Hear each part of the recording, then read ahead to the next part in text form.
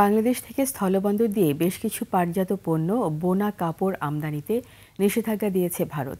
এসব পণ্য এখন থেকে শুধু মহারাষ্ট্রের নবসেবা সমুদ্রবন্দর দিয়ে ভারতে প্রবেশ করতে পারবে।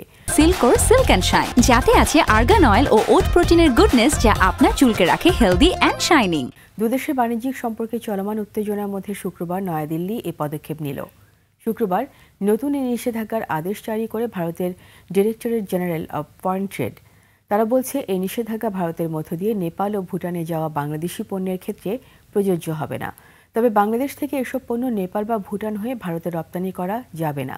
নিষেধাজ্ঞার মুখে পড়া পণ্যের তালিকায় বিভিন্ন ধরনের বোনা কাপড়ের পাশাপাশি রয়েছে পাটের অপরিশোধিত আঁশ ও পাটের সুতা, ক্যানাপ, হেম্প, রামি ইত্যাদি।